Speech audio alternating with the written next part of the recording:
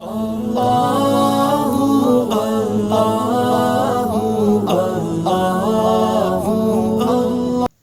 لله رب العالمين والصلاة والسلام على سيد المرسلين أما بعد فأعوذ بالله من الشيطان الرجيم بسم الله الرحمن الرحيم يا أيها النبي قل لأزواجك وبناتك ونساء المؤمنين يدنين عليهن من جلابيبهن وقال في موضع آخر وقل للمؤمنات يغضضن من أبصارهن ويحفظن فروجهن ولا يبدين زينتهن إلا ما ظهر منها وقال النبي صلى الله عليه وسلم أيما امرأة استعطرت فمرت على قوم ليجدوا ريحها فهي زانية وكل عين زانية أو كما قال عليه الصلاة والسلام۔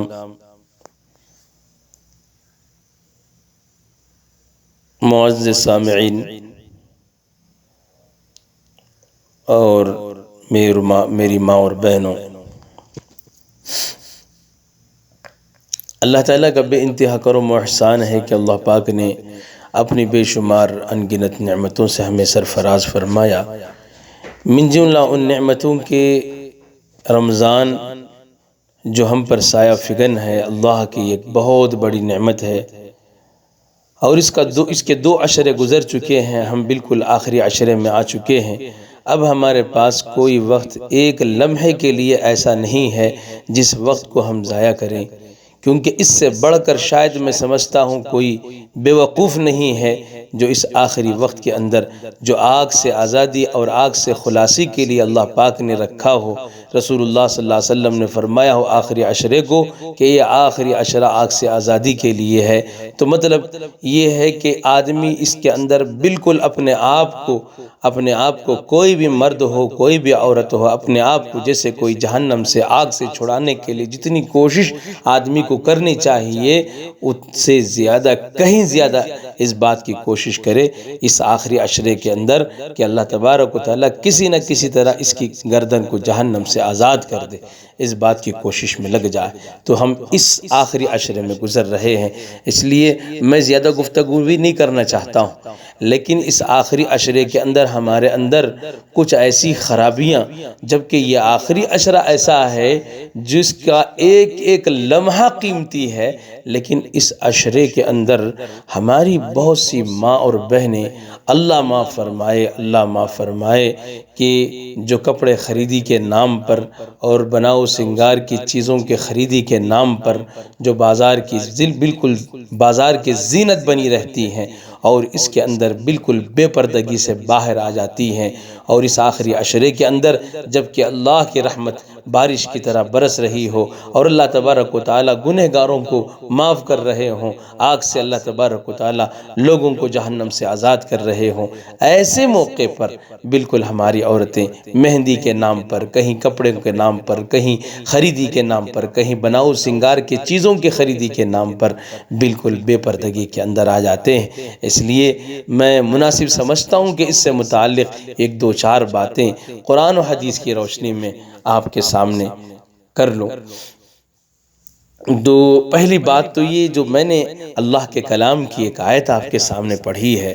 اس آیت کے اندر اللہ تبارک و تعالیٰ نے صاف الفاظ میں فرمایا وَقُلْ لِلْمُؤْمِنَاتِ يَغْضُضْنَ مِنْ أَبْصَارِهِنَّ وَيَحْفَظْنَ فُرُوجَهُنَّ وَلَا يُبْدِينَ زِينَتَهُنَّ إِلَّا مَا ظَهَرَ مِنْهَا۔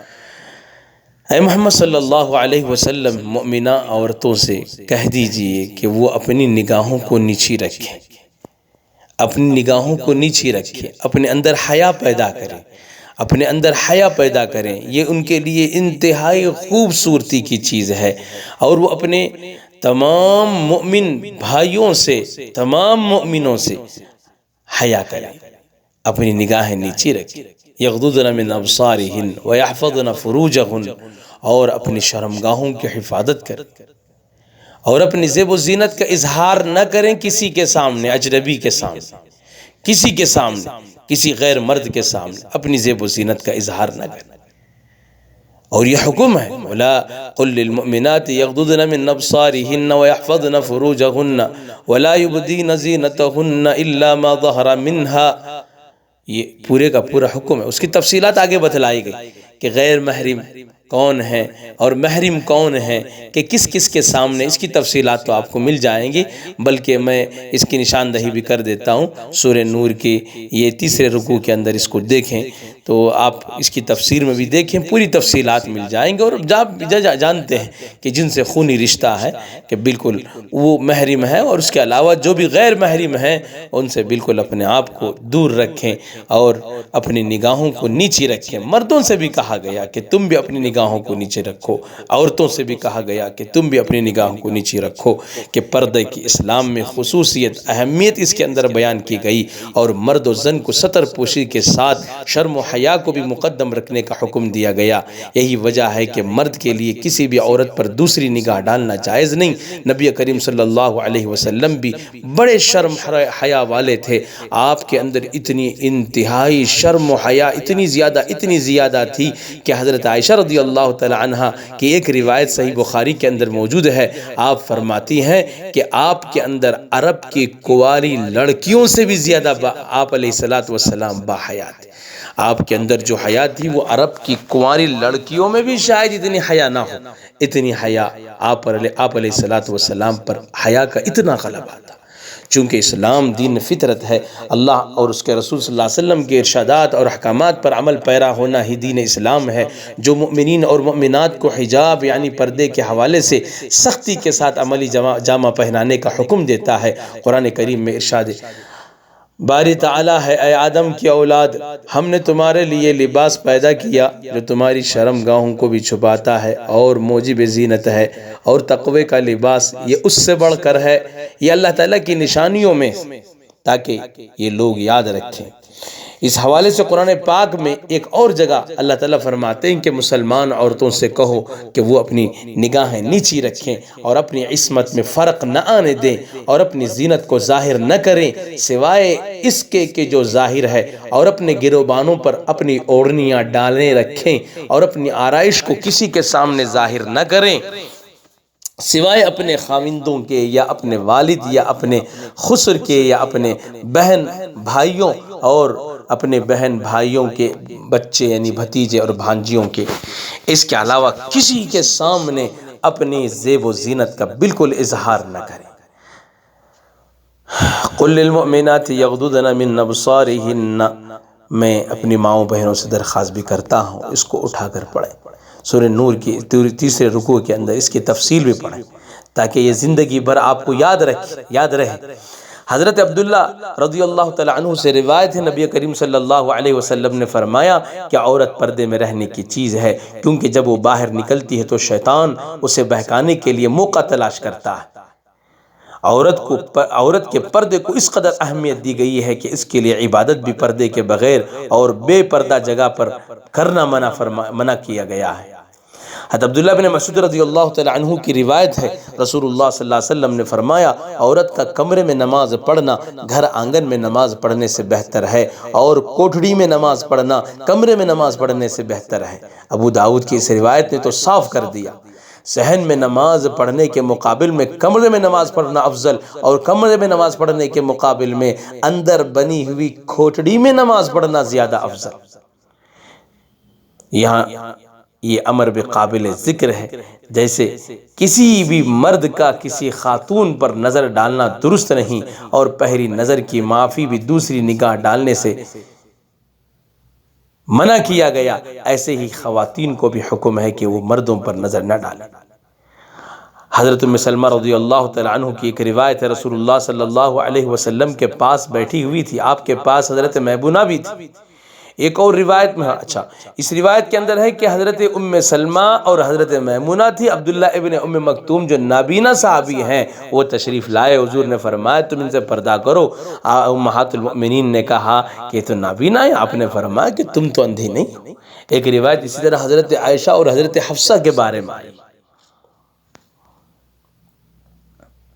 بلا اجازت عورت بھی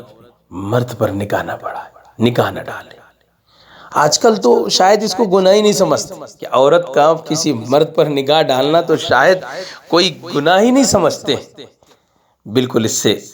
احتراز کریں۔ اگر اچانک کسی غیر محرم عورت پر نظر پڑ جائے تو اس کا کیا حکم ہے؟ نبی کریم صلی اللہ علیہ وسلم نے بہت سی روایت میں فرمایا کہ اپنی نظر کو پھیر لو۔ اچانک اگر کسی نامحرم عورت پر نظر پڑ جائے معاف ہے، لیکن دوبارہ جان بوجھ کر اس کی طرف دیکھا تو وہ گنہگار۔ اسی طرح عورتوں سے بھی کہا گیا کہ تم بھی خیانت نہ کرو، تم مردوں کی طرف ہرگز للچائی نگاہ سے نہ دیکھو۔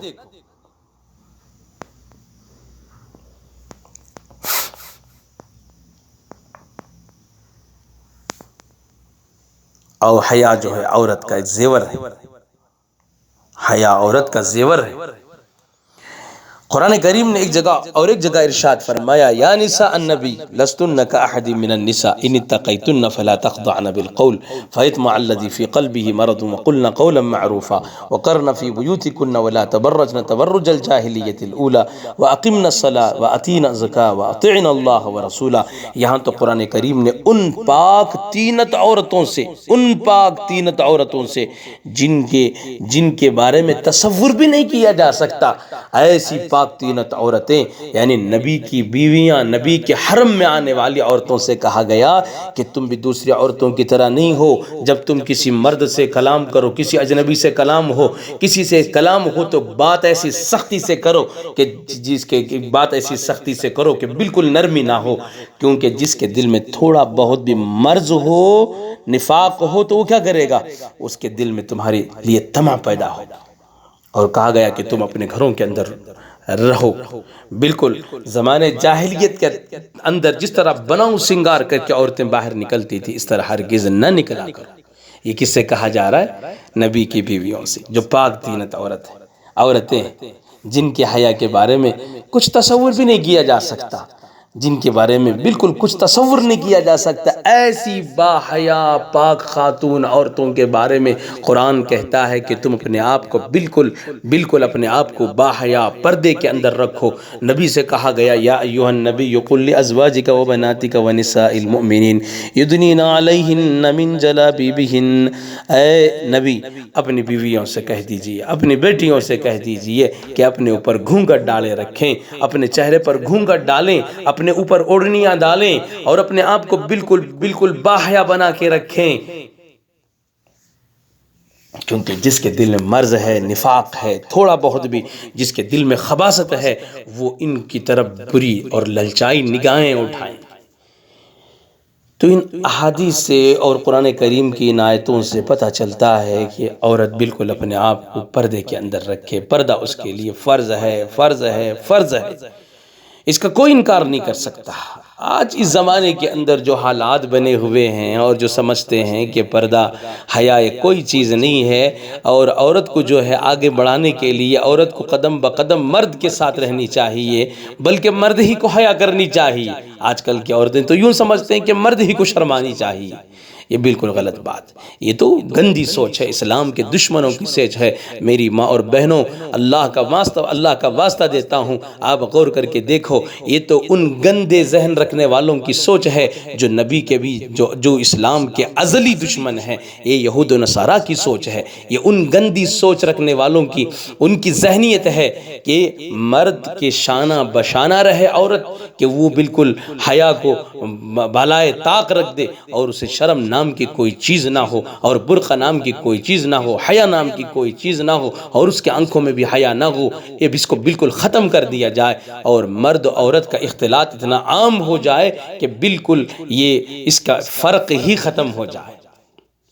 حالانکہ یہ لوگ سمجھتے ہیں کہ اس سے ہم نے عورتوں کی عزت بڑھائی اور عورتوں کے حقوق دلائے، استغفر اللہ، اللہ معاف فرمائے، اسلام نے عورتوں کے حقوق دلائے، ورنہ اسلام کے آنے سے پہلے میں اپنی ماں اور بہنوں کو ایک تاریخ کی طرف لے جانا چاہتا ہوں کہ اسلام کی آمد سے پہلے غور کر کے دیکھو، اسلام کی آمد سے پہلے تو عورتوں کی کوئی حیثیت ان کی نظر میں تھی نہیں، ان کی نظر میں تھی نہیں، وہ تو اسلام ہے، وہ تو رسول اللہ صلی اللہ علیہ وسلم ہیں، جن آپ علیہ السلام پر قربان جائیے کہ آپ کے آنے کے بعد، آپ کی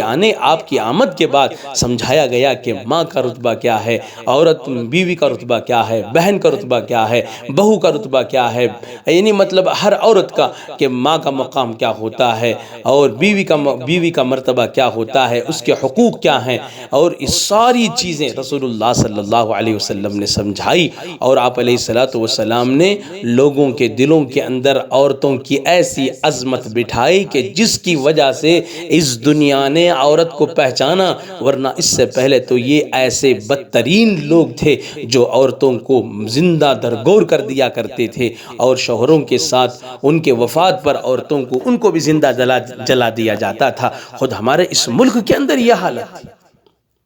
یہ کیا عورتوں کے حقوق دلا سکتے ہیں؟ بلکہ آپ غور کر کے دیکھیں کہ جو چیز جتنی قیمتی ہوا کرتی ہے وہ اس چیز کو اتنا ہی حفاظت کے ساتھ رکھا جاتا ہے۔ ہیرا قیمتی ہے تو اس کی حفاظت ہوتی ہے، اور سونا قیمتی شے ہے، اس کو راستے پر نہیں ڈالا جاتا، اس کی حفاظت کی جاتی ہے۔ موتیاں قیمتی ہوتی ہیں، اسے راستے پر نہیں ڈالا جاتا۔ اسی طرح ہر قیمتی چیز کو حفاظت سے رکھا جاتا ہے، اور اللہ تبارک و تعالیٰ نے عورت کو ایسی قیمتی چیز بنائی، اور مرد کو اس کے حفاظت کے لیے خدا پاک نے پیدا کیا، اور مرد کو حکم دیا کہ تم اس کی حفاظت کرو۔ آج جتنی بھی عورتیں بازاروں کی زینت بنتی ہیں، سب سے پہلے حقیقت کے اندر اگر دیکھا جائے تو ان کے مرد بے شرم ہیں، ان کے مرد بے حیا۔ سب سے پہلے کل قیامت کے دن اللہ کے یہاں انہی سے سوال کیا جائے گا کہ میں نے تجھے اس کی حفاظت کے لیے، میں نے تجھے اس کا شوہر بنایا، اور میں نے تجھے تیرے نکاح میں اس کو ایک نعمت کے طور پر عطا کیا، اور میں نے تجھے اولاد کی شکل میں، بیٹی کی شکل میں نعمت کے طور پر عطا کیا، تو نے کیوں اس کو بازار کی زینت بنایا؟ مردوں کو بھی ڈرنی چاہیے، لیکن ماں اور بہنوں سے درخواست ہے اللہ کے لیے آپ ڈریں، اللہ کے لیے آپ ڈریں۔ بالخصوص اس موقع پر اب دیکھو، آپ جہاں بھی اب اس وقت میں کپڑے کے دکان یا چپلوں کے دکان کھولے جا رہے ہیں، تو اس موقع پر عورتیں ہر جگہ پر بھیڑ بنا رہی ہیں، اور ان کی فوٹوز، ان کی ویڈیوز لے کر میڈیا میں ڈالا جا رہا ہے، اور سوشل میڈیا کے اندر لوگوں کو بہکایا جا رہا ہے، لوگوں کو دکھایا جا رہا ہے کہ دیکھو جبکہ لاک ڈاؤن ہے، اور اس موقع پر جبکہ بیماری عام ہو چکی ہے، یہ دیکھو مسلمانوں کی عورتیں کہ ان کو کتنی فکر اپنی عید کے اندر کپڑے پہننے کی اور اپنے بناؤ سنگار کی چیزوں کو خریدنے کے لیے کیسی مر رہی ہیں، اور ان کی طرف سے وبا پھیل رہی ہے، ان کی طرف سے مرض پھیل رہا ہے۔ اور اس وقت میں ہمیں غور کرنے کی بات ہے، غور کرنے کی بات ہے کہ کتنا بڑا ہم اسلام کا کتنا بڑا نقصان ہم پہنچا رہے ہیں۔ ایک تو خود یہ ہے کہ ہمیں اسلام نے حکم دیا ہے کہ تم باحیا ہو، تمہیں پردے کا حکم دیا ہے، اور تم اپنے گھروں کے اندر رہو، اور تمہارا تعلق ان چیزوں سے نہیں ہے۔ جبکہ ایسے موقع پر ہم اسلام کو بدنام کر کے، اور اس موقع پر ہم بھیڑ بھاڑ لگا کر باہر نکلیں گے، اور اس وقت میں پردے کے بغیر ہم بازاروں میں جائیں گے، بھیڑ لگائیں گے، تو ساری دنیا کے سامنے اسلام بدنام ہوگا، اور کون ذمہ دار بنیں گے؟ ہم ذمہ دار بنیں گے۔ میری پیاری ماں اور بہنوں سے درخواست ہے کہ دیکھو ہم اپنے ماضی کو نہ بھولیں۔ اصل بات یہ ہے کہ میری ماں اور بہنیں اپنے ماضی کو بھول چکی ہیں کہ تمہارا تعلق تو کس سے ہے؟ تمہارا تعلق تو عائشہ سے ہے، تمہارا تعلق تو مریم علیہ السلام سے ہے، تمہارا تعلق تو فاطمہ الزہرا سے ہے، تمہارا تعلق تو حضرت خنسا سے ہے، تمہارا تعلق تو حضرت حفصہ سے ہے، کہ جن کی پاک دامنی اور جن کی حیا پر فرشتے بھی تعجب کیا کرتے تھے، اور جن کی حیا پر فرشتوں کو رشک آیا کرتا تھا۔ تمہارا تعلق تو ان سے، تمہارا تعلق ان سے نہیں ہے۔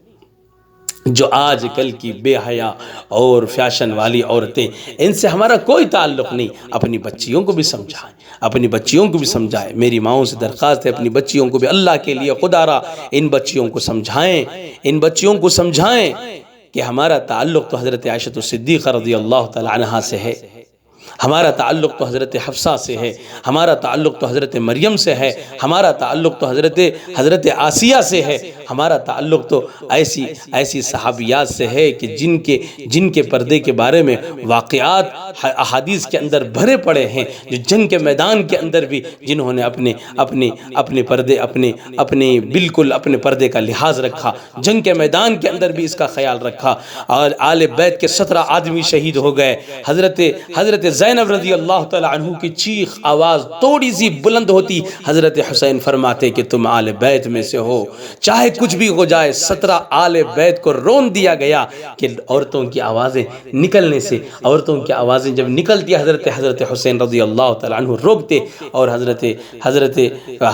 حسین کی گھر والیاں، عورتیں، بہنیں، اور اس وقت میں اپنی آواز کو ایسی بالکل خاموش کرتے تھے کہ یہ جو دانت جو درد کی وجہ سے، دکھ کی وجہ سے دانتوں کی آواز کبھی کبھی آنے لگتی تھی۔ کتنا غم کو سہا ہوگا، کتنا غم کو سہا ہوگا۔ ام خلاد ایک صحابیہ رضی اللہ تعالی عنہ ہیں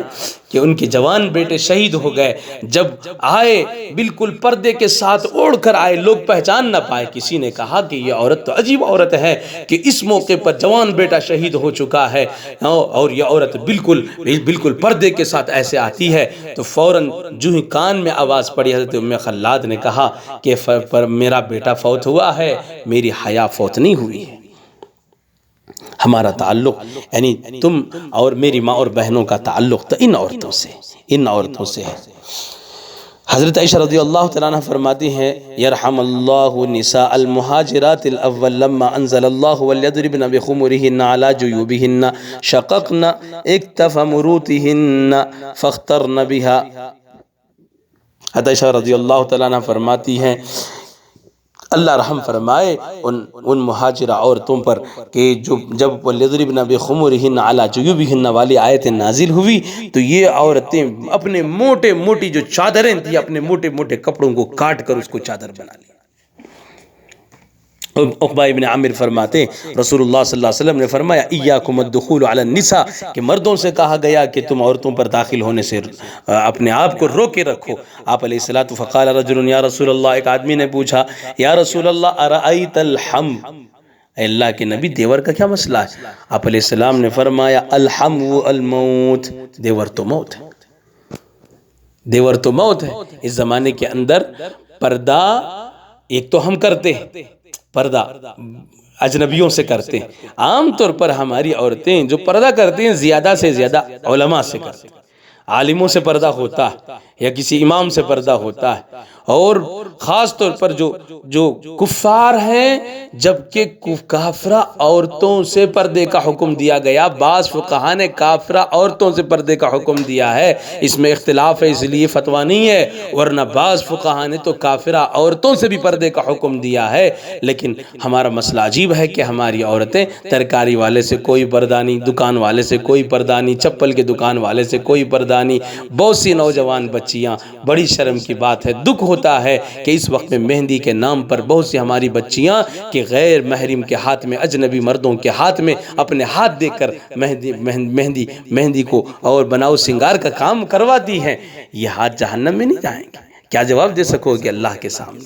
کیا جواب دے سکو گے اللہ کے سامنے؟ تمہارا تعلق ان عورتوں سے ہے؟ تمہارا تعلق کس سے ہے؟ اس فاطمۃ الزہرا سے تمہارا تعلق ہے جس نے اپنی وفات کے موقع پر حضرت علی رضی اللہ تعالی عنہ سے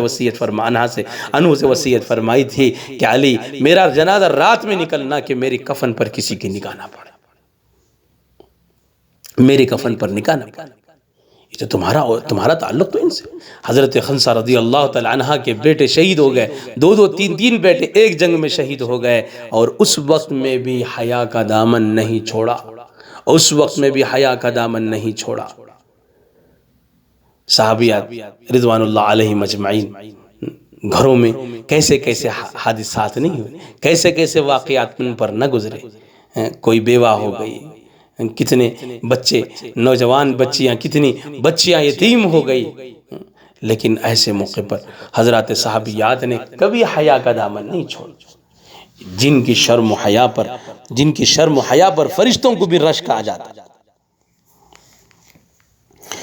اور اس وقت میں بڑی افسوس کی بات ہے، جتنا بھی کہا جائے افسوس ہے کہ اللہ کے لیے پردہ کریں، کیونکہ یہ تو قرآن کریم کا حکم ہے، قرآن کریم کا حکم ہے۔ قرآن نے کہا یا ایھا النبی قل لازواجک وبناتک ونساء المؤمنین یدنین علیہن من جلابیبہن، کہ اے نبی اپنی بیویوں سے، اپنی بیٹیوں سے کہہ دیجیے اے نبی کہ بالکل اپنے آپ پر چادر ڈالے رکھیں، نامحرم کے سامنے ہرگز نہ جائیں۔ کتنی احادیث کے اندر سختی سے ایسے الفاظ بھی، کتنی احادیث میں سختی سے ایسے الفاظ آئے ہیں کہ رسول اللہ صلی اللہ علیہ وسلم نے ایک حدیث کے اندر یہاں تک بھی ارشاد فرمایا ایما امرأۃ استعطرت، کہ جو بھی عورت اپنے آپ کو معطر کر کے، جیسے پھول لگا کر،